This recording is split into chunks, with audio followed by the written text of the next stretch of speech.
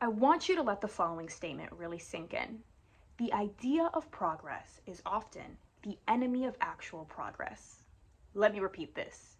The idea of progress is often the enemy of actual progress.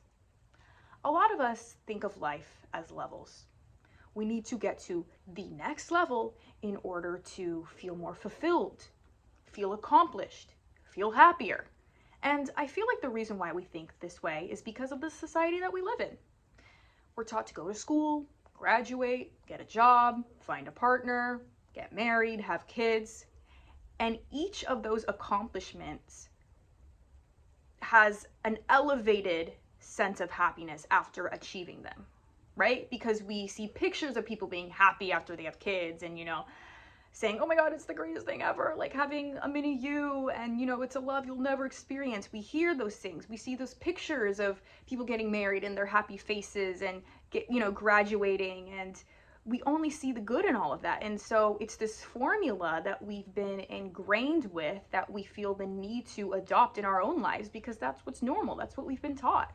But when we think we need to progress to the next level in order to experience an elevated form of success and happiness and fulfillment in our lives, we fail to recognize that we just might already be there.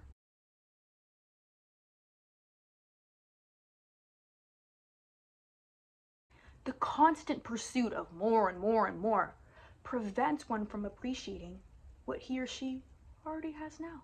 Here's another thing. More is actually not better. But again, we've been taught this way because of the society that we live in, the consumer society. Oh, if you have more products, more clothes, more friends, more this and that, you'll be happier. You'll be more successful. But that's not always the case. Psychologists have found that humans, regardless of external circumstance, are always at this baseline level of happiness where, yeah, we're mildly happy, things are pretty good, but we're not euphoric. In other words, things, we think, can always get better, but we're content for the most part. This possibility of achieving something that we think is going to be better than what we currently have now tricks our brain into thinking that once we achieve this thing, we will finally feel a sense of permanent happiness. But we can't ever achieve this because that's not how our brains are wired. Like I said, psychologists have found that we are at this baseline level of happiness.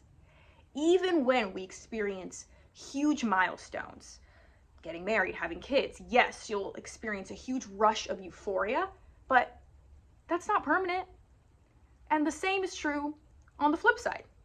When we experience very catastrophic events, very sad, sorrow events like losing somebody from death, due to death, going through a really big injury or breakup, yes, we'll experience a spike or a drop in happiness and feel very depressed and moody and just down, sad, angry even.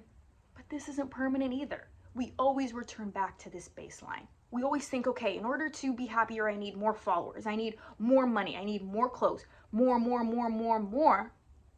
But you're never going to be completely happy even after achieving those things because of how our brains are wired. So what does this all mean? It doesn't mean that we shouldn't set goals for ourselves and feel pride when we achieve a goal. It just means that the drive behind wanting to achieve a goal should be something greater than ourselves. If not, you'll be stuck in this place of constantly chasing this vision and version of yourself that is glorified, but feeling the exact same. Be careful for the drive of wanting more and more and more purely because you just want more. If that's your only reason, then you're gonna dig yourself a deep hole.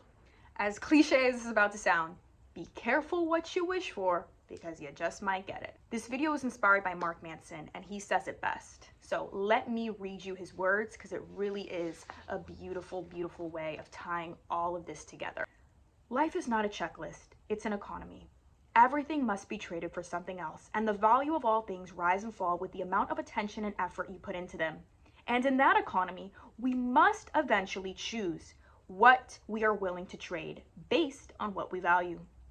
If you're not careful with your values, if you're willing to trade things away for the sake of another hit of dopamine, another temporary trip to your own personal, psychological, permanent 10 that you think you can achieve, then chances are you're going to fuck things up. I think that was a beautiful way to tie everything together. But this was inspired by Mark Manson. He has an article on this. I'm going to link it down below, but I think it's an important lesson for all of us. So I hope that this video gave you some redirection in your life, made you second guess the motives behind why you do what you do, and hopefully gives you some more structure and inspiration to change your current ways. Thank you for watching.